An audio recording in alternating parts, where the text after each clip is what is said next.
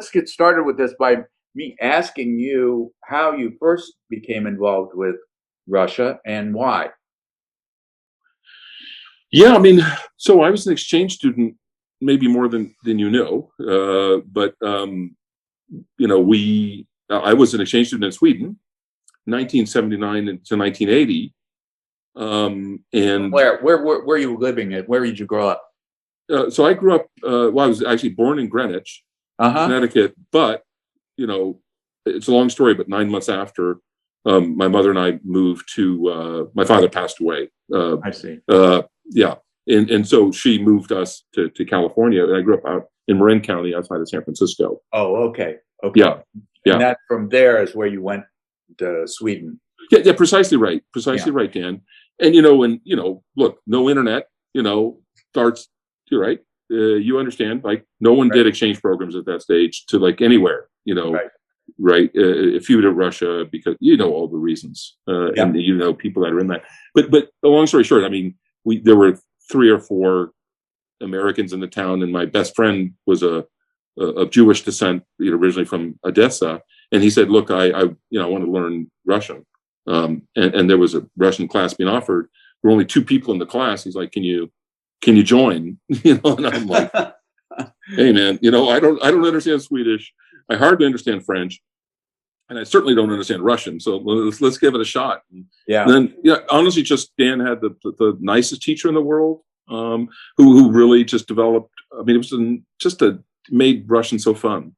Uh-huh. And then that's where it started. And then I came back, and I then ultimately, started university, and was very interested in Eastern Europe and Uh-huh. the Soviet bloc, and that was at University of San Francisco, a small Jesuit university Uh-huh. in San Francisco. Yeah. And that grew from there, and then And you then continued to study Russian? haltingly, Yeah. not like you. Yeah. I was never able to. I couldn't get a University of San Francisco. Basically would offer Russian 1 year, and then they would drop it. So I would go to these like summer courses, and it never really, as the Swedes would say, my butt never got out of the wagon on this, and I really never moved there. Never really had one of those big events. So it tended to be like at a really poor but consistent level over a much longer period. And I'd say that more or less is the same case today. Uh-huh. Yeah. But I took a course at Berkeley over the summer when USF laid it down and that type of thing. So in any case, long story short, I mean, then I started my PhD at University of Toronto from USF. It was going to be in Soviet studies. I was studying with Tim Colton. You probably know Tim. Oh yeah, I know Tim. Yeah. Yeah. Yeah.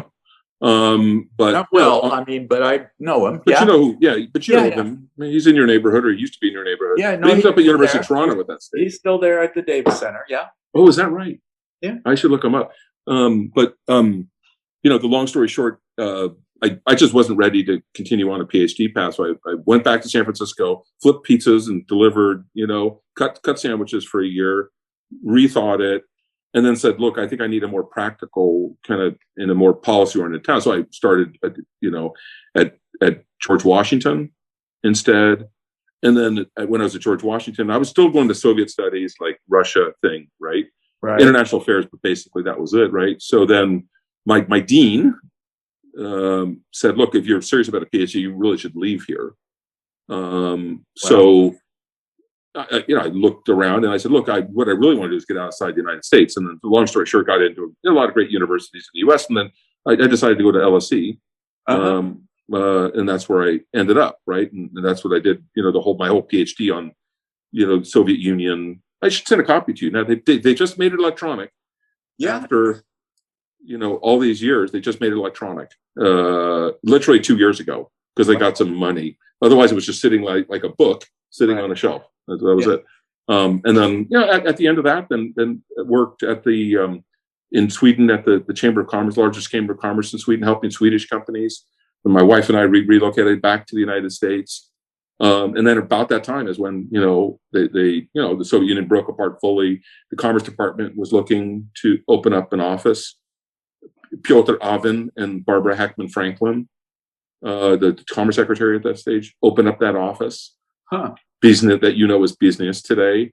Right. I was a trade specialist and just kind of sweeping the floor and making making coffee for everybody. And Well, Peter Aben was what at that point? What he was a minister of foreign economic relations. Yeah. Okay. And so it was an agreement between the Russian government and the U.S. government to open an office from the funded by the Commerce. Yeah, I mean, you can say so. I think it was more celebrated by the Russian government, but the Russian government obviously welcomed the investment. And right, so the office had an investment mission and a trade mission, right? But remember, it was funded under, you had the SEED Act for Eastern Europe, right, under the State Department. Then you had the FSA, the Freedom Support Act, right, that created the office at the State Department for coordination on all the assistance programs. And the creation of BISNIS was specifically called out in the economic programs, right? Yeah. And there were other programs that were related, meaning U.S. Trade Development Agency, the expansion of the U.S. Foreign Commercial Service into some interesting places in the former Soviet Union, more coverage and at both OPEC and EXIM for the region, right? Things that might be considered borderline technical assistance. And do you know if, this is a side question because I don't want to interrupt the flow of this, but no, that was it. If there's somewhere in which these programs are cataloged? Well, certainly you can look back in terms of the creation of we were created under the Freedom Support Act. So we were named, I think, specifically under the Freedom Support Act. And I would guess that the Commerce Department, if there's an archive, would have something there, Dan. Right. I mean, there are people still there, that I know well, that, Matt Edwards, the head of that unit. You used to know Jack Brocker, when we were created BISNIS. So, okay, these guys, so what happened, before the creation of BISNIS, pretty much all the business inquiries on the former Soviet Union would come to this one office. Okay. Right. And the thought was, hey, we need more support. Economics is a part of national security. Trade and investment is a good thing. Let's kind of cement democratization. Put it in those terms, right? Yep. And so our office was created more or less alongside them. So they then focused on the policy work, and we worked hand in hand. So Jack Brocker, for many years, talk about a guy that can tell you until Jack Brocker, Brougher, he'd be like the top historian on this. But even the guy that was his immediate deputy, Matt Edwards, is still there today. He's the head of the former Soviet Union, the Commerce Department, right? But understand this, Dan. It was BISNIS's mission in the former Soviet Union was to help businesses, right? Right. Help U.S. businesses. Yeah, and as you know, like those areas that we collaborated. We would feed into the policy stuff, right? But we're mainly there to inform and help guide, and particularly in faraway places, right? We, BISNIS. The typical foreign commercial service was confined to embassies and consulates, right? And in many, we weren't even represented. Commercial service was not even represented in many of those. In Tbilisi and Baku and Dushanbe and all these places, right? And it certainly was not represented outside of the consulate / diplomatic network, right? So the commercial service, like Dan Russell sitting in Yekaterinburg as Comgen. Well, the diplomatic protocol was that you can't have people working for the U.S. government outside of those walls, right? Right. So, but yet we created as BISNIS, as you probably know, we created a whole different network of people, in Yuzhno-Sakhalinsk and Novosibirsk and Tomsk and a lot of places, and sometimes at embassies, but oftentimes not, that actually represented, we thought, the real future of business, right? Yuzhno-Sakhalinsk, no one's sitting there debating whether that's an important place for American companies, but literally then they were debating, like, where the hell is Yuzhno-Sakhalinsk? Where's Khabarovsk and Vladivostok and all these crazy places? But we thought that's where the business opportunities lie. So we did some pretty crazy entrepreneurial things as BISNIS, again, to support the mission of American business across the floor. So when you started, so you moved to Moscow? No. I was always Washington D.C. based. Okay, but at the high point, we hired people in all these places. They ultimately reported into our office, but there were 34. There were 34 people in that whole network, in the whole business network. Wow. Yeah. So you were. So how did you get the idea to do this, Trevor? How did you know? Well, it wasn't really my idea, to be completely honest with you. I mean, I just saw the job announcement. I'm like, yeah, that relates to me. Yeah. I know a little about business. I know a little Russian.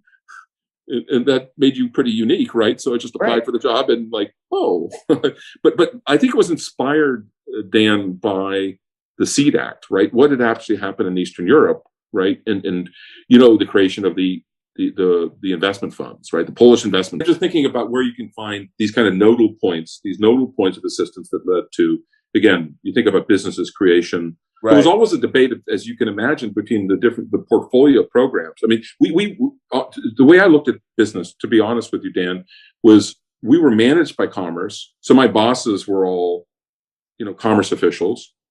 But remember, the chairman of my board was at the State Department. And that was Dan. That was Bill Taylor. That was somebody else.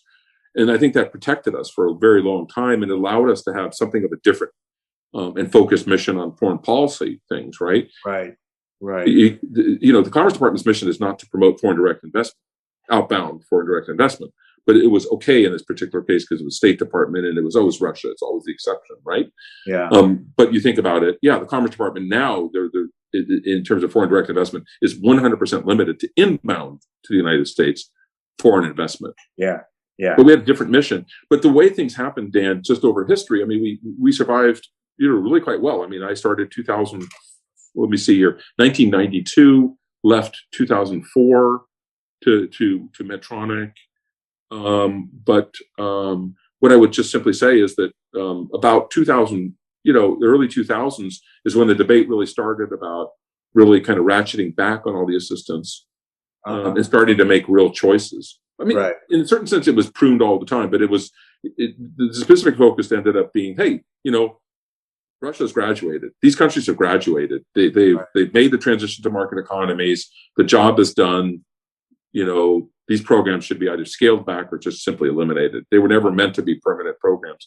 Right. And that's where the kind of the death knell for business started, right? Is that the State Department decided, look, we're just not going to support any of these OPIC programs or USTDA programs, economic programs anymore. I was able to be helpful to keep it going when I was in the private sector for a couple of years after, because I think it was an important.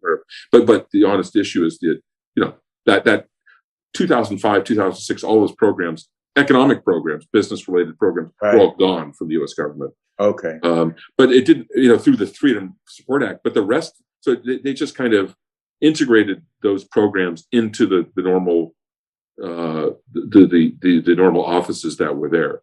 Right. So the exceptionalism of Russia was eliminated by that time. Well, remember, it's Russia and other, and 11 other countries impacted, all right? The former Soviet era Correct. states. Okay. Well, from an economic and business standpoint, now the democratization and all the other programs, they may have programs that still exist today. To be honest with you, and maybe they're being pumped up. I don't know. I don't know, but that again, it's 2021. A lot's happened. A lot's happened. And you'd have to update yourself, but certainly the economic program, the business programs were gone a year or two after I left. Oh, by 96. By 2006. 2000. But wait a minute. How long were you at BISNIS? I was there 12 years. So I started in 1992. I thought you just said 1992 to 1994. You meant. I apologize. I meant 2004. If I said 2004. 2004. So I was there 12 years. Yeah. Okay. All right. And after you left, the program just was. Well, no. I mean, that's not. So I mean, I kept it going. Honestly, I was able to bring some, business constituents into the picture. Yeah. I kept it moving. And I think, but you got a lot of my old colleagues that are still at the Commerce Department, still doing other jobs. Really, some old colleagues in the field, Tomsk, and I mean, it's interesting. Ever so often somebody messages me from the what we'd call foreign service nationals, right? Right. Citizens of the various countries, on different things. And it's so people haven't forgotten. Yeah. Yeah. So how did you go about developing this model and finding the people to implement it?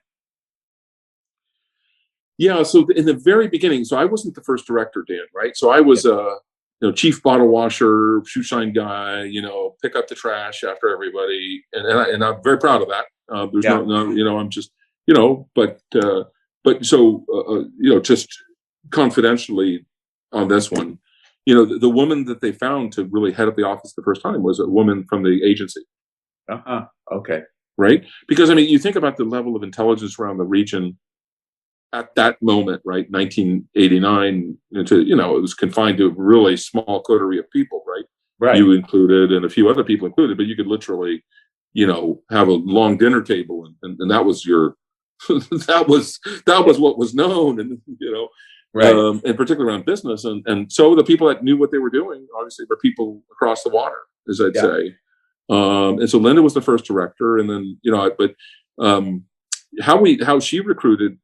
Honestly, they pulled people from inside the Department of Commerce, people that could just take TDYs from whatever their other jobs were, kind of just they plugged in all the phones and that type of thing, and again, no internet. Remember, right? There was nothing there. No, I do. I remember the fax machine. 2 hours to get through. No, exactly. And so.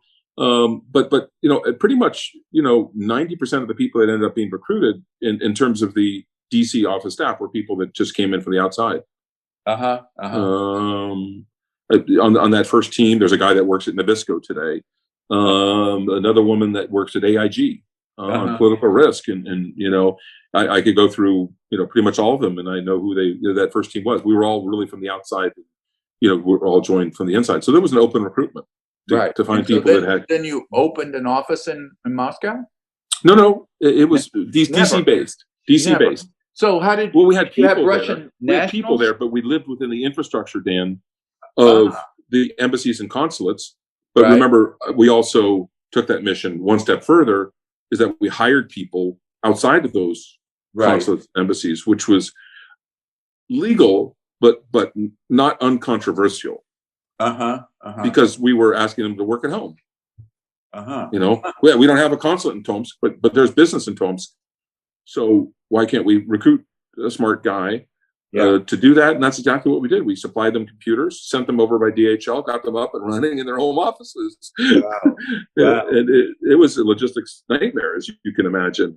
But we got people up and running. And I remember the first woman that we recruited out in Yuzhno-Sakhalinsk. Same thing. But then we would, again, in the broader picture here, then there were embassies and consulates established, and say like in Baku, the Commerce Department didn't want to put anybody there, so we put somebody there. I see. So they were behind the embassy walls in Baku and Tbilisi and Yerevan, in Yekaterinburg, wherever there would be an embassy and consulate, we would take advantage of that, but we wouldn't be beholden to that.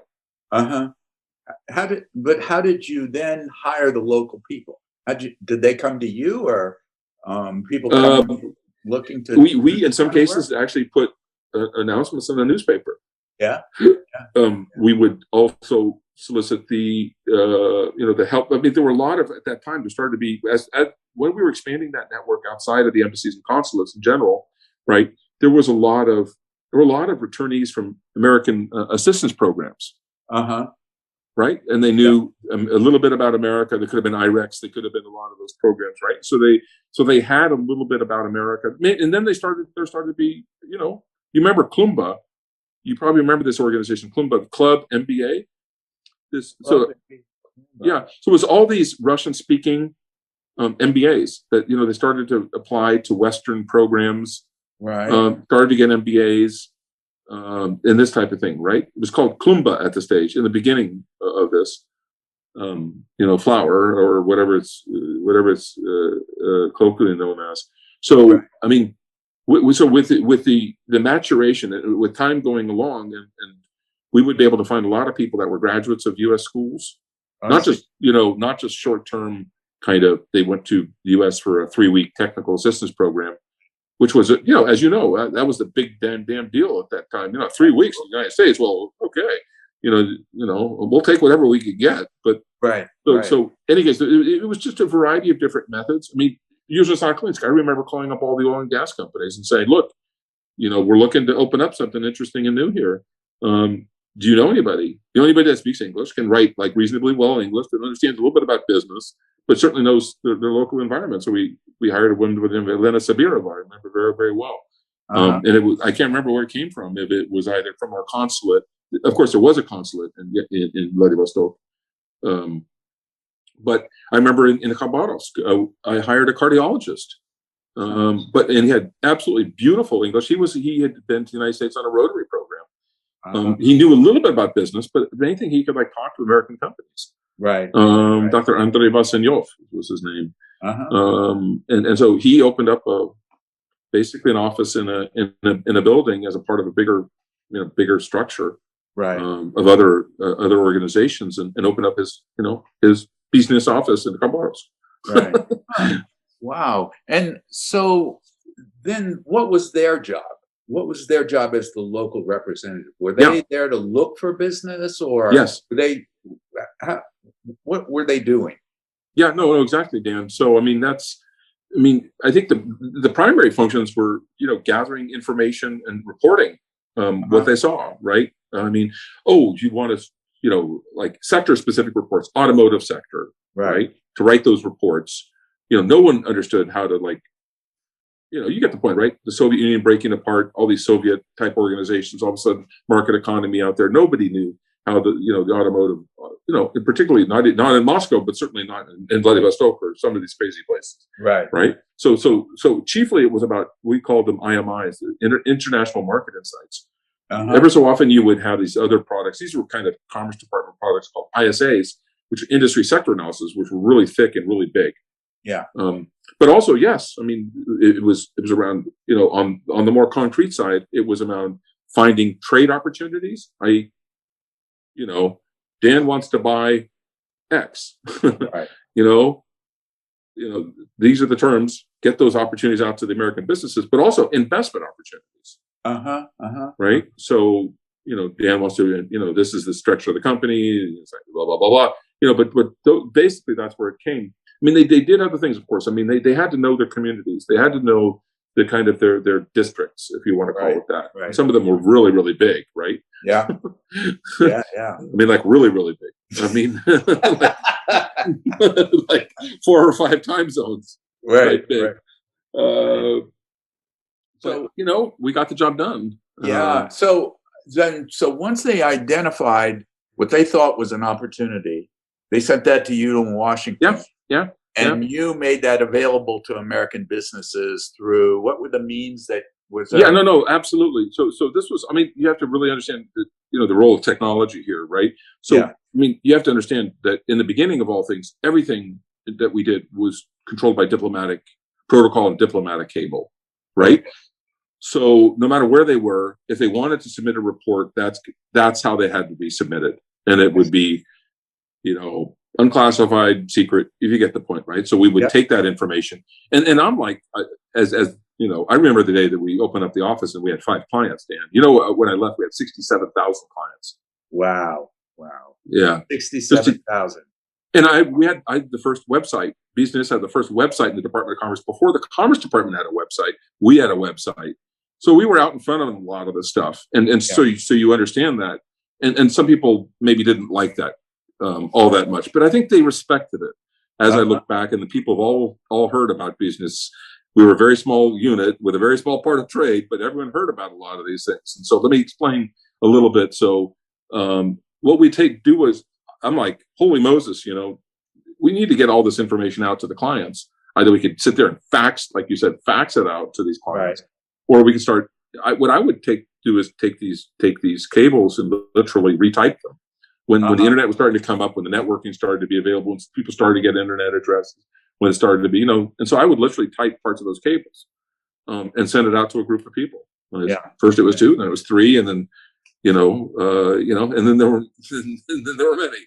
And there were many. Yeah. Yeah. No. Honestly, I was the guy that kind of put this whole information distillation and information distribution thing in, and obviously we had to, there was confidential information. We had to make sure that they were marking those cables very specifically, right? There could be a paragraph that's confidential, but the next paragraph would be you in parentheses, which meant unclassified, right? So right. if we questioned that, we could always go back to them. But basically, I thought, hey, the taxpayers are paying for this stuff. They deserve to have it in their, it deserves to be actionable. It shouldn't be sitting on our desk. I think it's a nice way to say it. Yeah. And so, did you screen those opportunities? Oh yeah. You just presented raw. Yeah, but it's often due diligence. Yeah. Extremely difficult in the beginning, and even at the end, it was extremely difficult. Yeah. Less difficult, but certainly much. Right, with the advent of law firms and frankly Russian educated lawyers and a lot of really, really smart people coming in. With the expansion of all the PwCs and the Deloittes and all the whole rest.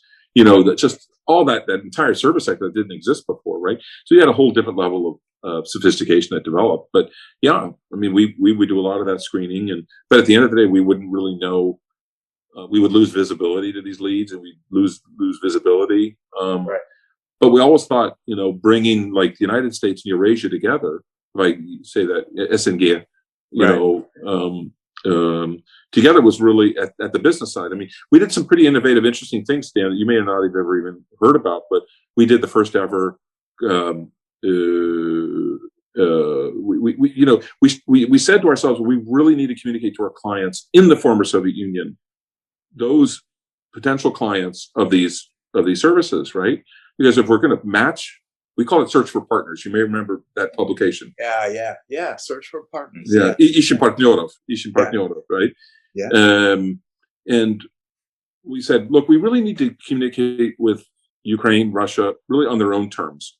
And so we actually created the first ever, I think, Ukrainian or Russian language website that was completely focused on them, right? So if you're thinking about America, you think about trade with America, what do you do? What is this? Что это такое Министерство торговли? These type of things. What are these guys? And we published, by the way, a book that still I have copies of today called BISNIS с Америкой, which is like a guidebook. Oh, so you want to do business with America? Here's your in Russian language. It was not like made for the U.S. clients at all. It was completely made for Russian speaking clients, right? And kind of directed them to that. So that was a complementary part of our mission. When you did that? What year that was? I'd really have to guess here. 2004. It would be somewhere probably, Dan, between 2000 and 2002. Okay. That's my guess. I don't have it here. I have copies of the book at work. Yeah. Normal work. Yeah. Yeah. Yeah. But we did also, by the way, we published also Ukrainian version. But that was obviously easy to do. And actually, we set up the website, by the way, in Ukraine. But remember, it's like kind of like sending signals only to the region, right? On their own terms, with the thought that the more serious people would come, and it was kind of a very much a pre-due diligence type thing to that some of these people just didn't know, like to the point of due diligence. And I know they just didn't know what they were looking for, and it's very difficult. So if you could take a little bit of the guesswork out of it, they could be a bit better defined. Right. And so once you recruited these opportunities and you posted them, what role did you have in any follow-up or transactions? Did you have quite a lot? Over time, as we recruited the overseas network, right? Yeah. Remember, in the beginning, it was only DC based. Yeah. And then in the second phase, it was like just at the American embassies and consulates. Right. But a few people. And then we had this dramatic expansion into the regions and in places where we didn't, even the embassies. And so we had this. So when that final stage of expansion, that meant that we had a lot more information coming in. Things were much further along. We had much better opportunities. So it was literally, I launched a big Oracle database across the entire network. They had to enter in their clients, Russian clients and Ukrainian clients. They had to follow up on a monthly basis on these leads. So, it wouldn't be appropriate for me to do that, because I oversaw the whole program, but that that was their responsibility to really communicate locally with those clients and see where things went. Yeah. So you would know whether that you got results from this or correct. Whether it was just left hanging. Yeah. Right. I remember writing a report, Dan, and this number sticks with me. And I can't remember exactly what the period was, but I remember saying that we contributed to about 2.4 billion in U.S. business, and again, that's not in 2021 dollars, so it was a pretty impressive number. But it was, trade transactions, investment transactions, and a variety of other transactions, and we had close follow up. Yeah. Honestly, just to be honest with you, I mean, at times I often feel like we had a better follow up system then than we actually have now. Even I've been sitting in a business. Yeah. It's interesting because people, but databases were at the heart of it, right? And local ownership of these leads and local ownership of the companies and that side of the relationship was really critical. Were the people, your regional representatives, relatively stable group of people? I mean, it wasn't a big churn. Relatively. Yeah. Relatively. I mean, you think about it, they were really, really smart people that had really unique talents and were really were able to do a lot of things. So often the opportunities to do other things they took, and they should have taken them. Right. And but the issue is in some of these regions, right? The opportunities it's not Moscow, right? Moscow would be the greatest place for churn, and the salaries went up, and you just couldn't compete, right? At some point, right. But in a lot of these places, the far away places, there wasn't a lot of opportunity outside of that, and those tended to be somewhat more stable. Yeah. Or they ended up, moving to cities where there were greater opportunities for them. Right. So, was there ever a history of BISNIS or a summary report as to sort of what it did that what might be available? Yeah, somewhere, I'm sure. Yeah. Remember, that's 17 years ago, right? So but maybe somewhere. If it were, where would I mean? I have a research assistant for the Fletcher School who's working with me. Oh, is that right? I'm trying to direct her towards looking in corners where things like this might be. Would it be at the State Department or Commerce? Well, I think State Department certainly would have the programmatic stuff. We did annual reports, right, to the State Department. Okay. Oh no, and we did. Again, I don't know if there are archives. I'm sure that there are archives at the State Department and Commerce Department. At some point, some of these records probably just get committed to somewhere. I'm sure there are, Dan, but there's nobody that I know that would have had, be able to just lay one. 17 years they put their hands on. Oh, here it is. Right, I understand that. But but no, we did a lot of reporting, a lot of internal reporting on specific deals, specific metrics, and that type of thing. Yeah, that's how. But I do remember a lot of those metrics. 17 years in my brain. So, right. Well, you gave a lot to this program, so obviously you're going to remember it. So yeah. But I'm sure that there's probably more. There's probably more out there than I actually believe. Unfortunately, most of the references to BISNIS or on the internet are kind of gone. Yeah, they are. I did a quick search, and many of the programs, like I looked up the Business for Russia program, right, which took more than 800 people a year to the U.S. Yeah, nothing. You can't find it. It's just not there. But I think in the case of a lot of these programs, Dan, very important to get a hold of like people like Dan Rosenblum and people that really at the highest level, right? It was Congress allocating the money, right? But remember, and they gave over to the State Department the pie, right? The State Department divided it up the way they wanted, and the specific programs and specific. And I remember, I mean, when I left, our program I think cost about $1.9 million. That was my overall program cost. Right. And I think at the high point it was maybe 2.3 million. Yeah. Almost entirely salaries, right? It was almost entirely salaries, very little of anything else. Now, I just think at the higher level, right, at SNIS and or Congress, there are people that will still remember a lot of that stuff. And it's not that they have, you just won't maybe find it so easily on the internet. Yeah. But I would guess in the State Department archives, the whole, what happened when the Soviet Union broke apart, that whole narrative is not a small thing. No.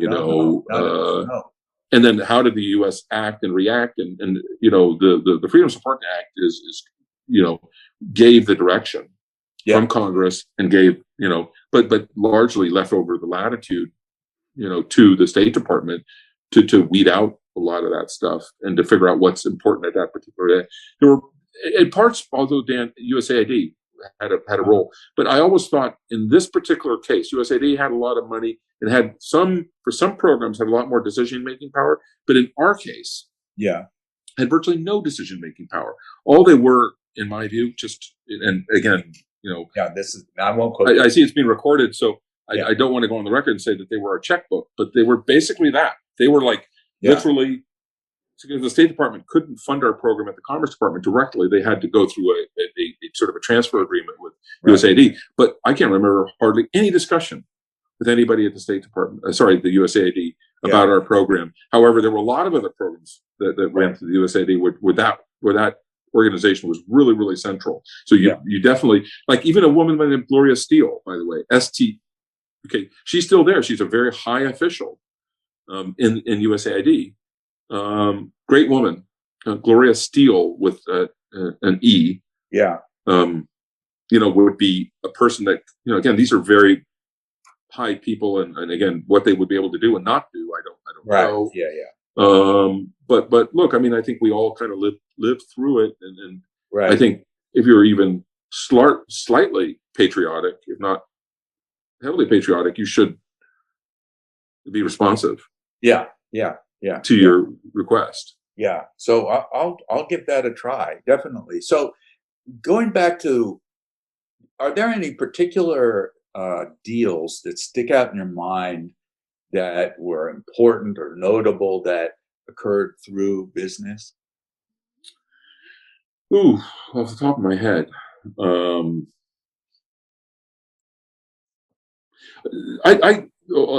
in the beginning, I focused a lot on the telecommunications sector.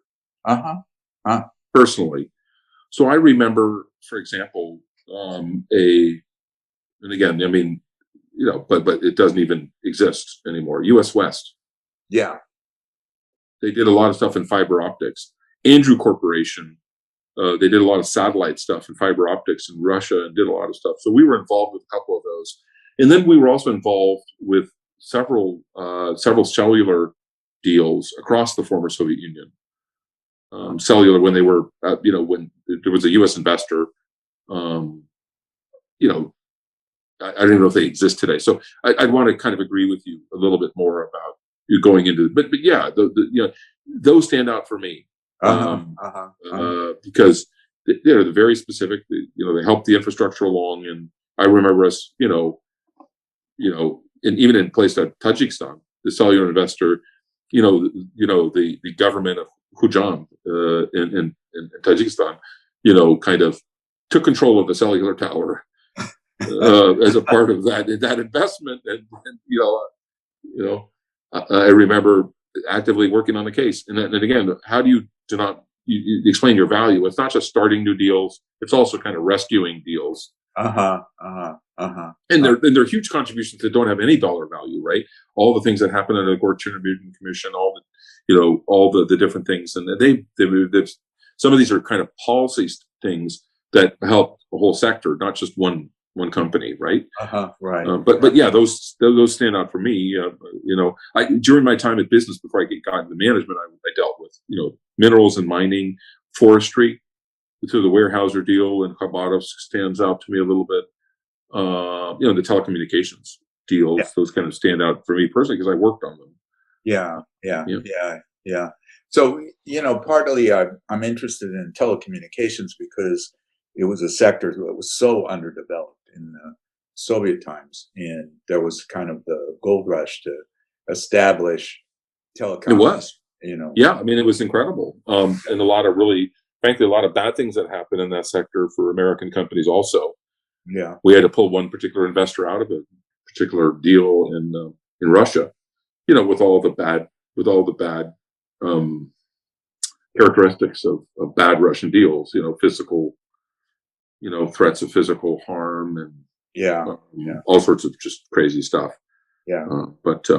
Dan, I just wanted to forewarn you that I've got a hard stop in a couple. Okay. Yeah. In a couple minutes. Yeah.